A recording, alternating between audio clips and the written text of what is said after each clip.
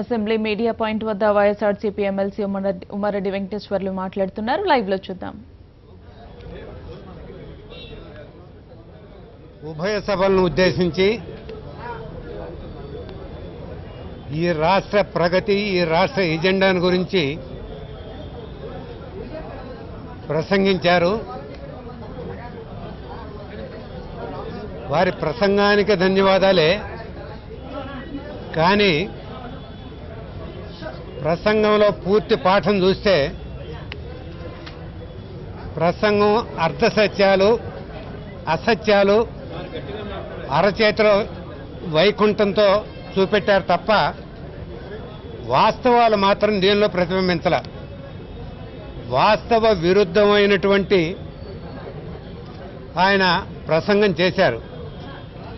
సరే, ఎంత ప్రభుత్వం చాలా గొప్పలు చెప్పుకోవాలని చూసినా కూడా ఆయన ముఖ్యమంత్రి గారు గతంలో కేబినెట్ మీటింగ్లోనే ఒక విషయం చెప్పారు. నేనేదో రాష్ట్రంలో అభివృద్ధి రెండంకెల్లో సాధించాలని అనుకున్నాను, కానీ అవినీతిలో మాత్రం రెండంకెలు సాధించామని ఆయనే ఒప్పుకున్నాడు సాక్షాత్తు ఒక కేబినెట్ మీటింగ్లో. ఈరోజు చూస్తే అసలు కరప్షన్ అనేది ఎక్కడ కూడా లేకుండా రూట్అవుట్ చేశాము అనే విధంగా మాట్లాడితే ఇది ఆత్మను చంపుకొని అసత్యాలు వల్లించి ప్రజలను మభ్యపెట్టాలని చూస్తున్నా తప్ప దీనిలో మాత్రం ఎక్కడా లేదు. పాలసీలు గ్రోత్ రేట్ చెప్పాడు.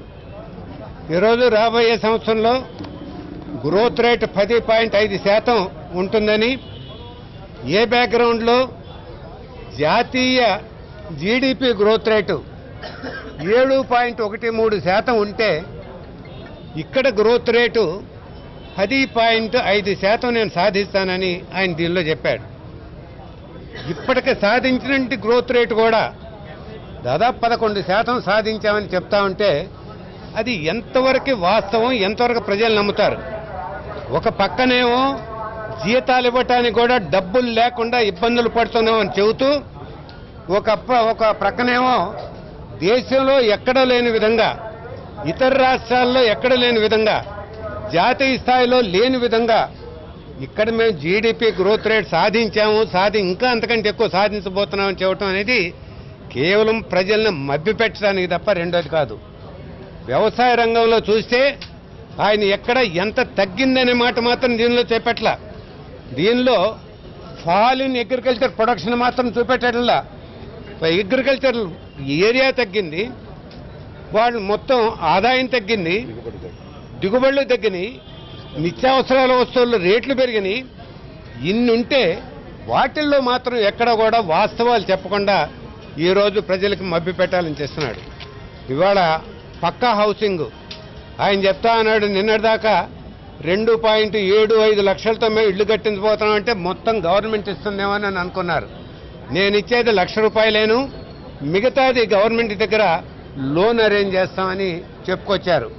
ఇవన్నీ కూడా ప్రజలనేదో మభ్యపెట్టడానికి, లేకుంటే ఈ రాష్ట్రంలో కరువు లేకుండా నేను పారదోలుతున్నాను, కరువు అనేది లేకుండా చేశాను, సుభిక్షంగా ఉంది, రాష్ట్రం వ్యవసాయ రంగం చాలా బ్రహ్మాండంగా ఉందని చెబితే ఓ పక్కన అనంతపూర్ నుంచి 4 లక్షల మంది వలసలు ఎందుకు పోయారండి? దాని గురించి మాట్లాడేవా? నీ వచ్చినటువంటి వాగ్దానాలు, రుణమాఫీలు, డ్వాక్రా రుణమాఫీలు, రైతు రుణమాఫీలు, లేకుంటే రైతుల మరి బంగారం తాకట్టు, వీటిని గురించి ఎక్కడన్నా మాట్లాడేవా? ఎందుకు వాళ్ళు ఈనాడు మరి హలో లక్షణాన్ని అల్లాడుతూ ఉన్నారన్న మాట ఎక్కడా చెప్పలా. కాబట్టి దీనిలో ఉన్నటువంటిది వివరాలు మళ్ళా చెబుతాం. దీనిలో మాకు ఇమ్మీడియట్ రియాక్షన్ ఏంటంటే ఇది ఒక అర్ధసత్యాలతో, అసత్యాలతో, లేకుంటే అరిచేతిలో వైకుంఠం చూపే విధంగా ఉన్నటువంటి బడ్జెట్ స్పీచ్ తప్ప రెండోది కాదు. ఈరోజు జరిగినటువంటి గవర్నర్ గారి ప్రసంగం నిజంగా చాలా అసత్యాలనే వారి ప్రసంగాన్ని పుస్తక రూపంలో పొందుపరచడం జరిగింది. ఎందుకంటే ముఖ్యంగా చెప్పాలంటే మా ఎస్టీ గిరిజన ప్రాంతాల కోసం ఆ ప్రసంగంలో మాట్లాడినటువంటి మాటలన్నీ కూడా అసత్యాలే. ఎన్టీఆర్ జలసిరి అన్నారు. ఎన్టీఆర్ స్రవంతి అని అన్నారు. ఎక్కడ ఏ గిరిజన ప్రాంతాల్లో కూడా తాగునీటికి కనీసం ఇప్పుడు నీటి ఎద్దడి వస్తోంది. అయినా సరే ఇప్పటికీ అందరూ గిరిజన ప్రాంతాల ప్రజలంతా కూడా అల్లాడిపోతుంటే ఈరోజు తాగునీటి కోసం ఎటువంటి సౌకర్యాల్ని ఎటువంటి పథకాలని పెట్టుకోకుండా ఈరోజు గొప్పలు చెప్తూ ఈరోజు గవర్నర్ గారి యొక్క ప్రసంగంలో చెప్పడం జరిగింది. అదేవిధంగా వ్యవసాయం గురించి, ఇకపోతే పారిశ్రామికంగా ముఖ్యంగా ఉత్తరాంధ్ర గురించి మాట్లాడడానికి వస్తే విశాఖపట్నం చాలా స్వచ్ఛ భారత్లోని స్వచ్ఛ విశాఖగా 5వ స్థానాన్ని వచ్చిందని చెప్తున్నారు. కేవలం ఉత్తరాంధ్రలో మొత్తం ఈరోజు ఉత్తరాంధ్ర అంతా కూడా వెనకబడి ఉన్న పరిస్థితుల్లో ఎక్కడా కూడా ఈ ప్రసంగంలో ఉత్తరాంధ్ర గురించి ప్రస్తావించలా.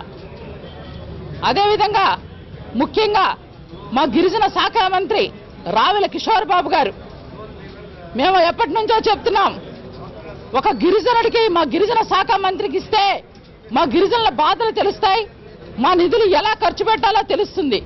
కానీ ఒక దళితుడికి గిరిజన శాఖ మంత్రిగా ఇచ్చి ఈరోజు మా గిరిజన శాఖ యొక్క పదవిని అవకాశంగా ఇచ్చి ఆయన ఈరోజు రాజధాని ప్రాంతంలో అసైన్డ్ భూములు కొని 55 ఎకరాల భూదందాలు చేసినటువంటి తీరు ప్రతిరోజు మనం చూస్తూనే ఉన్నాం.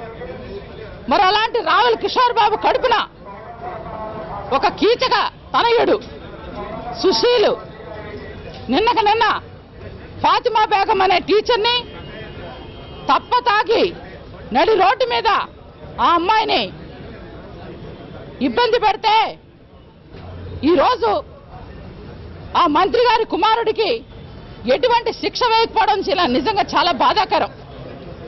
అందుకనే చెప్తున్నాం, అది ఎవరైనా మంత్రి కొడుకైనా ఎవరి కొడుకైనా సరే ఒక మహిళకు రేపు మార్చి 8వ తారీఖున మేము ప్రపంచ మహిళా దినోత్సవాన్ని జరుపుకుంటున్నామని గొప్పగా చెప్పుకోవడం కాదు.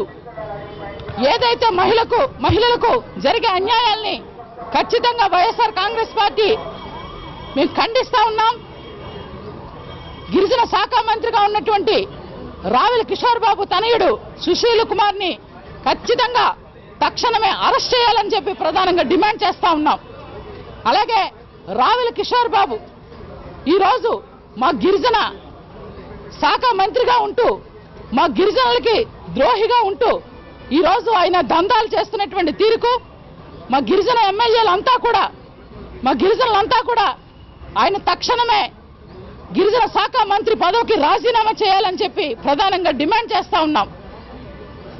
చూస్తున్నాం ఈరోజంతా ఎక్కడ చూసినా చంద్రబాబు నాయుడు, చిన్నబాబు, లోకేష్, మంత్రులు, ఎమ్మెల్యేలు అవినీతి అవినీతి అవినీతి అంటున్నారు.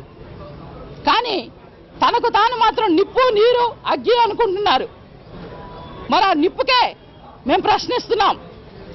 ఈరోజు పేదల రైతుల భూముల్ని అక్రమంగా అక్కడ రాజధాని వస్తుందని ముందుగా చెప్పి రియల్ ఎస్టేట్లు వ్యాపారాలు చేస్తూ ఈరోజు అక్కడ ఉన్నటువంటి అసైన్డ్ భూములు ఎందుకు కొన్నారని ఈ సందర్భంలో మేము ప్రశ్నిస్తున్నాం.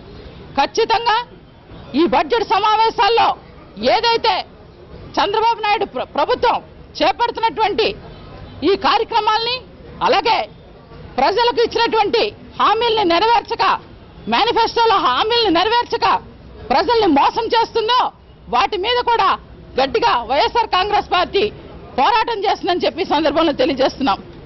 ఇంకొక నీచమైన పని, ఈరోజు తన అధికార పార్టీ ఎమ్మెల్యేలంతా కూడా ఎక్కువ మందే ఉన్నా కేవలం మైండ్ గేమ్ ఆడడానికే ఈరోజు వైఎస్ఆర్ కాంగ్రెస్ పార్టీ నుంచి ఎమ్మెల్యేని కోట్లాది రూపాయలు ఇచ్చి కొనుగోలు చేస్తున్నారంటే నిజంగా వారి యొక్క రాజకీయ నీచ బుద్ధి బయటపడుతోంది.